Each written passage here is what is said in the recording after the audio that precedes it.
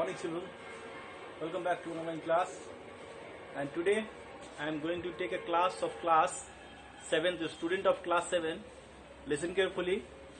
We will talk about civics. आज जो मैं बातें करने जा रहा हूँ वो civics के बारे में है. So all the students listen carefully and see here. Class 7.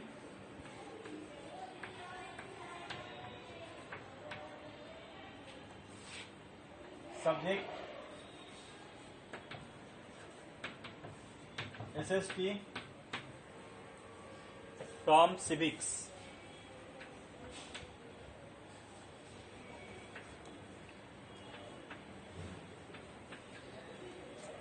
Chapter number 23.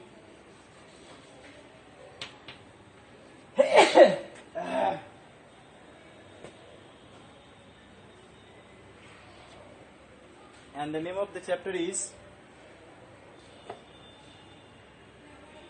Media and Democracy.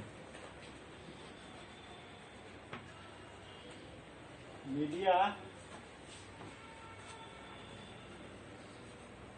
and Democracy.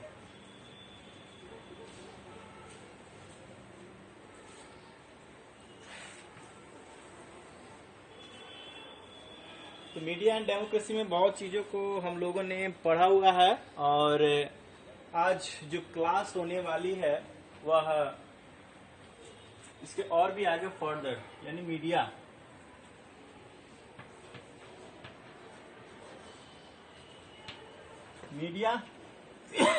और डेमोक्रेसी.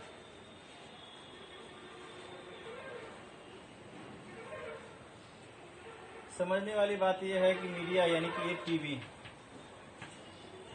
है ना, रेडियो, न्यूज़पेपर, ये सभी सारा चीज मीडिया के रूप में आता है. तो आखिरकार इस मीडिया को देखता कौन? डेमोक्रेसी का मतलब होता है प्रजातंत्र, मतलब ग्रुप ऑफ रिप्रेजेंटेटिव, यानी कि गवर्नमेंट. डेमोक्रेसी में क्या बनता है? गवर्नमेंट.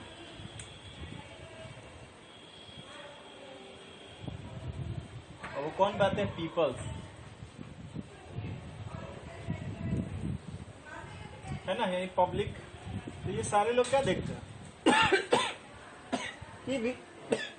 यानी कि अगर बात करते हैं डेमोक्रेसी की, अगर मीडिया की, तो देखते हैं एक मीडियम बन गया है. ये मीडिया क्या है? हमारा मीडियम है, एक माध्यम है अपनी बात को, issues, matters which is fair, जो फेयर है, या एक तरह से लुक आफ्टर कर रही है कि गवर्नमेंट ने जो वर्क किया हुआ है, जो वर्क कर रही है हमारे लिए, क्या वो सही कर रही है कि नहीं. तो ये एक साधन है जो कि कम्युनिकेट करती है सरकार और हमारे बीच, यानी कि लोगों को कम्युनिकेट करने का जो एक तरीका है वो है हमारा टीवी, रेडियो, न्यूज़पेपर. ये सभी जो है वह एक मीडियम है इस डेमोक्रेसी के तंत्र का.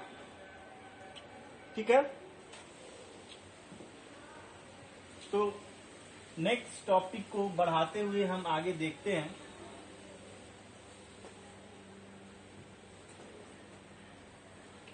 नाउ सी हियर, मीडिया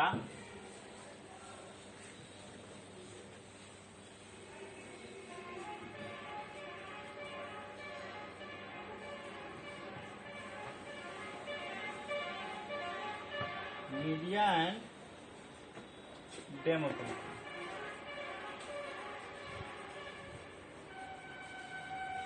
आज का जो हमारा टॉपिक है वो है media and democracy.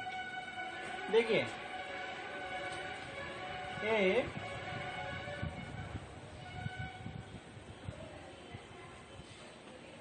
Democracy, a democracy, the media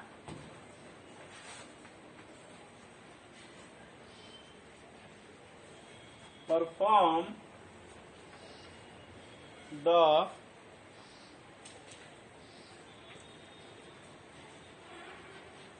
role of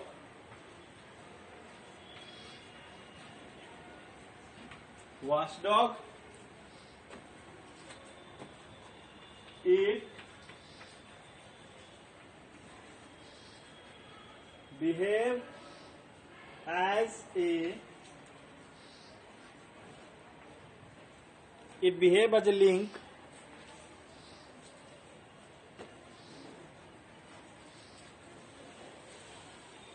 between the people and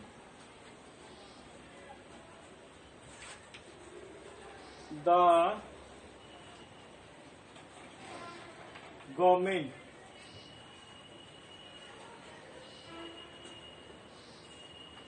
It helps to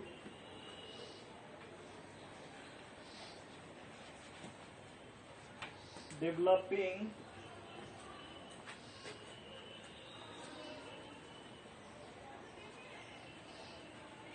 awareness about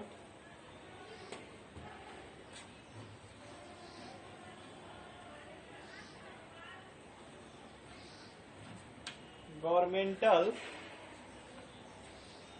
policy. चलिए,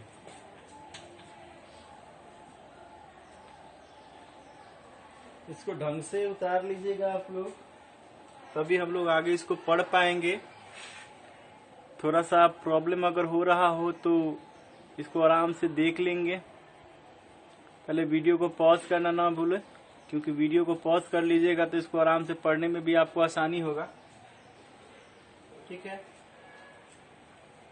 तो चलिए, let's have a look about the media and democracy.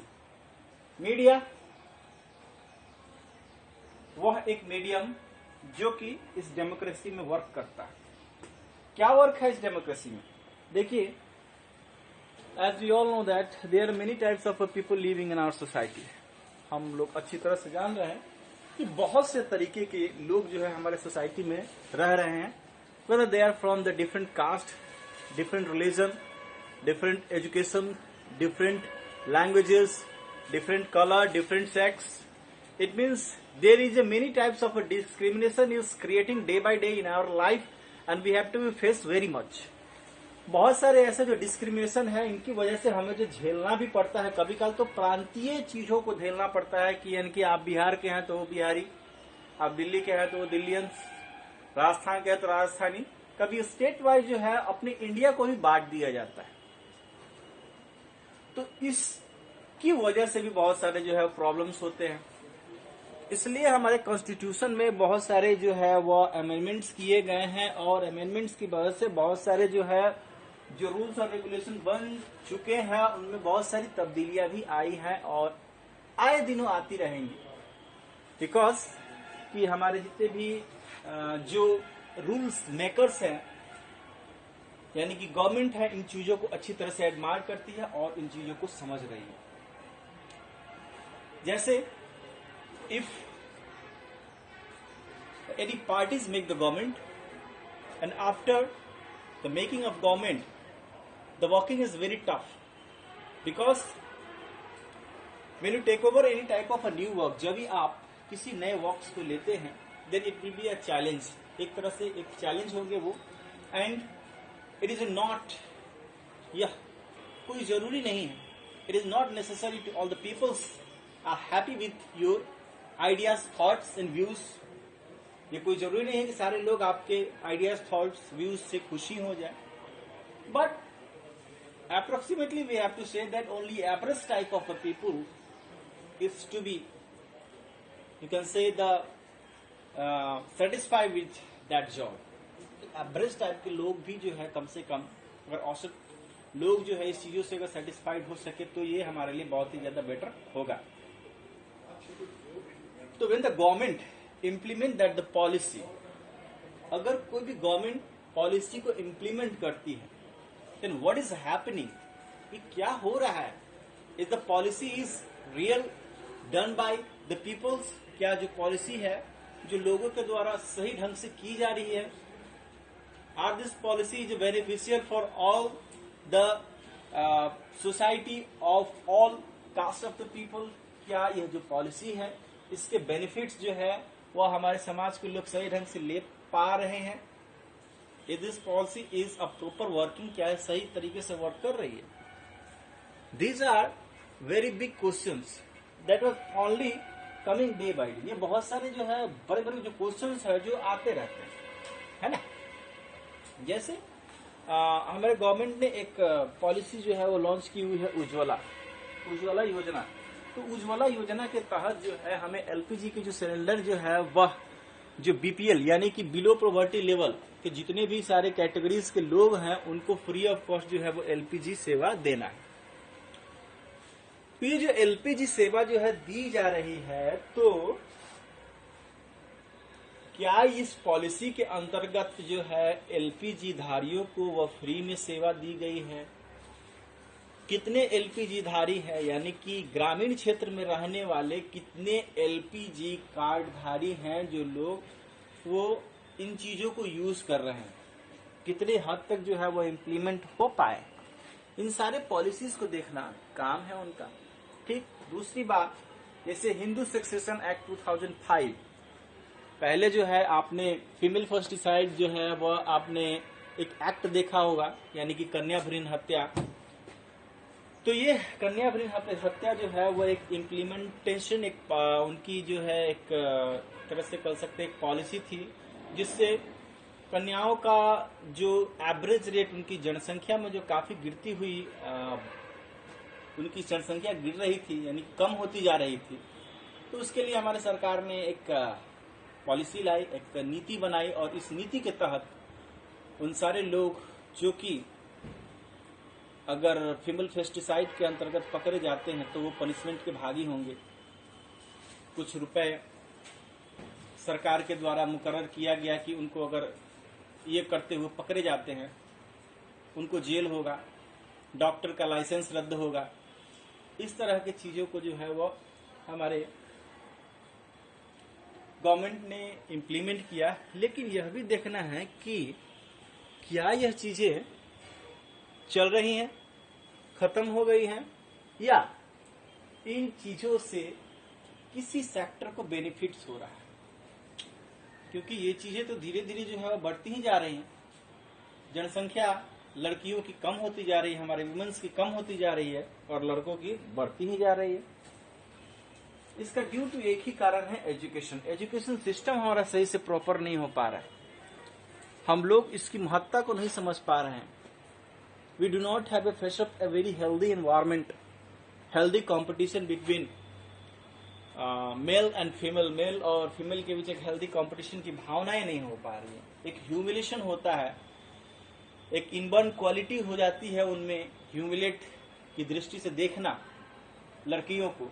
शायद इसी की वजह से ये फीमेल फेस्टिसाइड होता है।